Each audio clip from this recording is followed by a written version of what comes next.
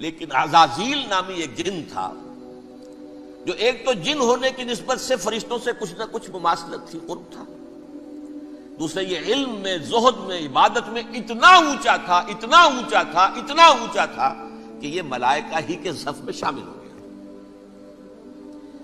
اس نے علم بغاوت بلند کر دیا۔ جب حکم دیا گیا کہ سجدہ کرو آدم کو،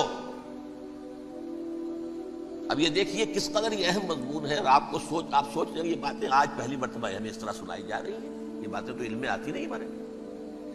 وجہ کیا ہے؟ آپ کو دلچسپی نہیں ان چیزوں سے۔ جدید تہذیب نے ان چیزوں کی اہمیت کو زیرو کر دیا۔ قرآن میں اہمیت کا کیا عالم ہے؟ 7 جگہ یہ مضمون قرآن میں آیا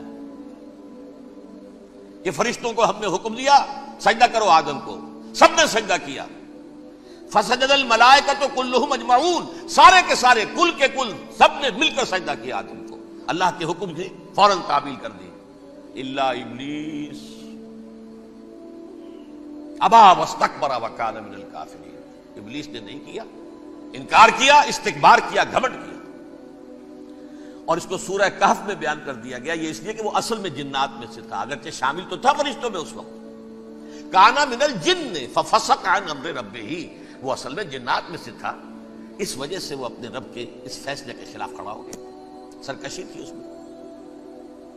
یہ معاملہ اتنا اہم ہے، اب آپ سمجھیے کہ 7 مرتبہ سورہ بقرہ، سورہ اعراف، سورہ حجر، سورہ بنی اسرائیل، سورہ کہف، سورہ طٰہٰ، سورہ صاد، 6 مکی صورتوں میں ذکر ہے یہ، اور 1 مدنی صورت سورہ بقرہ۔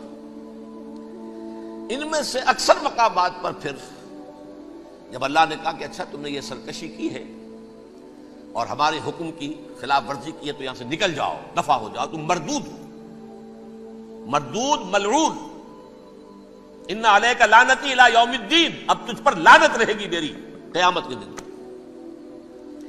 اس نے کہا اچھا پروردگار پھر مجھے ذرا مہلت دے دے، رب فانظرنی الی یوم یبعثون، قیامت تک میری زندگی طویل کر دے۔ فاذهب فانک من المنظرین، کہہ دیا اچھا جاؤ، تمہاری یہ درخواست بھی ہم نے قبول کی۔ انہوں نے کہا پروردگار اب میں اس آدم کو بھی گمراہ کر کے چھوڑوں گا اور آدم کی نسل کو تباہ کر کے چھوڑوں گا۔ انتہائی شدید چیلنج کے انداز میں یہ قرآن مجید میں 4-5 مرتبہ مضمون آیا ہے۔ میں نے صرف 2 جگہ سے آپ کو سپورٹ کر کے سنایا تھا۔ سورہ اعراف میں اللہ تعالیٰ فرماتے ہیں قالا، اس پر ابلیس نے کہا فبما اغویتنی، تو اے رب جو تو نے مجھے گمراہ کیا ہے، مجھے ذلیل کر دیا، مجھ پر فوقیت دے دی اس کو، انا خیر منہ، میں اس سے بہتر ہوں، خلقتنی من نار وخلقتہ من طین، بنایا تو نے مجھے آگ سے اور اس کو بنایا مٹی سے، پھر مجھ سے مطالبہ کہ میں سجدہ کروں، اور میں نے سجدہ نہیں کیا تو اب تو نے مجھے ملعون قرار دے دیا۔ قال فبما اغویتنی لأقعدن لهم صراطک المستقیم، اب میں یہ نسل آدم کے لیے، اس کو برباد کرنے کے لیے تیری سیدھی راہ کے اوپر گھات میں بیٹھوں گا، سیدھے راستے پر چلنے نہیں دوں گا۔ ثم لآتینہم من بین ایدیہم، پھر میں ان پر حملہ آور ہوں گا، ان کے سامنے سے بھی، ومن خلفہم، ان کے پیچھے سے بھی، وعن ایمانہم، ان کے داہنی جانب سے بھی، وعن شمائلہم، اور ان کے بائیں جانب سے بھی، ولا تجد اکثرہم شاکرین، اور تو دیکھے گا کہ ان کی اکثریت تیری شکر گزار بندوں پر مشتمل نہیں ہوگی۔ یہ چیلنج تھا۔ اور ایک چھوٹا سا چیلنج جو سورہ صاد میں آیا ہے، اور یہاں تو اس نے اللہ کے جلال کی قسم کھا کر کہا قال فبعزتک لأغوینہم اجمعین، اے رب تیری عزت، تیرے جلال کی قسم ہے میں ان سب کو گمراہ کر کے چھوڑوں گا، الا عبادک منہم المخلصین، سوائے ان میں سے وہ کچھ لوگ جنہیں تو خالص اپنا بندہ بنا لے، جنہیں تو اپنا بندہ بنا لے، مخلص، مخلص نہیں، مخلص یہ مفعول ہے، فاعل نہیں ہے، جسے تو بنا لے۔ بعض لوگوں کو اللہ چن لیتا ہے، هو اجتباکم، تمہیں چن لیا ہے، استفاء، اجتباء، پر وہ بچیں گے جن کو تو اپنی خاص امان میں لے لے گا، باقی میں سب کو گمراہ کر کے چھوڑوں گا۔ یہ ہے اصل دنیا میں نوع انسانی کا ابدی دشمن، ازلی سے ابدی تک۔ اور اس میں نوٹ کیجئے کہ اس کی اصل بنیاد کیا ہوئی؟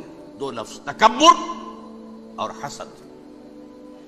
استکبرا، تکبر کیا، انا خیر منہ، میں اس سے بہتر ہوں. یہ ساری بس کی گانٹھ یہی ہے، سب سے بڑی گمراہی کی وجہ یہی ہے.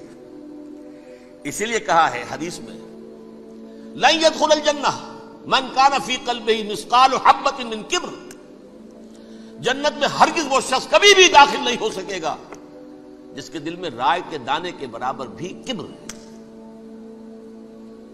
تکبر سب سے بڑا جرم ہے.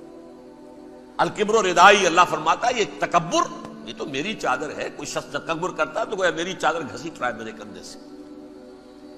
عرب میں کسی شخص کی توہین کرنی ہوتی تھی تو اس کی چادر گھسیٹتے تھے، ننگا کر دیا گویا. یہ میری ردائی ہے، الکبر ردائی، یہ میری چادر ہے، یہ جامہ مجھے زیب دیتا ہے، مجھ پر راستہ آتا ہے. اور حسد، آدم کو جو برتری عطا ہو گئی اس حسد کی آگ میں وہ جل رہا ہے اور اس کا انتقام لینا چاہتا ہے. آدم سے بھی، آدم کو بھی گمراہ کیا، جنت سے نکلوایا.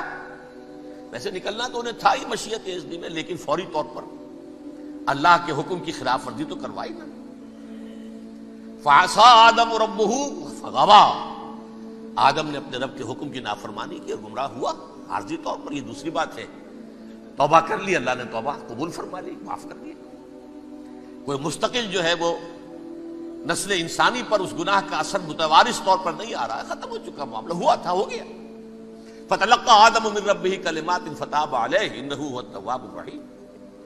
اور توبہ کی شان یہ ہے جب وہ قبول ہو جائے اللہ کی جناب میں، کیا تائب من الذنب کمن لا ذنب لہ، گناہ سے توبہ کرنے والا ایسے ہوتا ہے جیسے اس نے کبھی گناہ کیا ہی نہیں تھا. لیکن بہرحال وہ گناہ کرنے میں کامیاب ہو گیا